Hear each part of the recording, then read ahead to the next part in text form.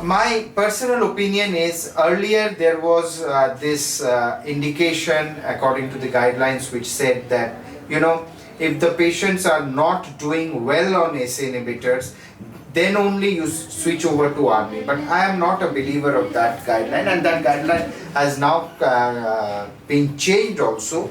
It is not right also. Now ARNI is indicated irrespective of the background therapy of patients, or whether the patients are doing well or not. My personal idea is de novo heart failure as well as heart failure who are already on the various RAS inhibitors need to be shifted to ARNI as soon as possible, even if they are doing well on ACE inhibitors or ARPs. That's my personal opinion, I think, and that is the guideline directed message as well, that in all de novo heart failure patients, even with the Pioneer HF study, we now have evidence that we can start ARNI even pre-discharge after a heart failure hospitalization, and don't have to wait after the first or second visit to start ARNI, because we know that compliance issues are best addressed during hospitalization, and once patients are stable on a particular group of drugs, they are more likely to continue with them. That's one. And secondly, it has been proved that apart from de novo heart failure, patients who are shifted to ARNI from ACE inhibitors or ARBs continue to do much better in terms of both morbidity and mortality.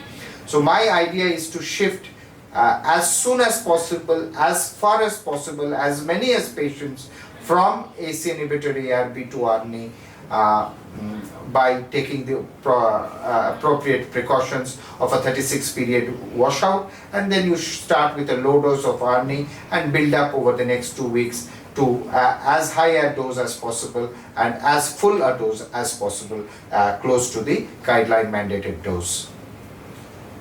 Okay, so sir, my next question is acute decompensated heart failure different from de novo heart failure patient? Absolutely. They are two different phenotypes of heart failure. De novo heart failure and acute decompensated acute decompensation of chronic heart failure. These two behave very differently from each other. Their phenotypes, their characteristics, their the average age and demographics of these patients are completely different, because compared to de novo heart failure, acute decompensation patients are usually elderly, they have multiple comorbidities, commonly have diabetes, and fare worse than those with de novo heart failure.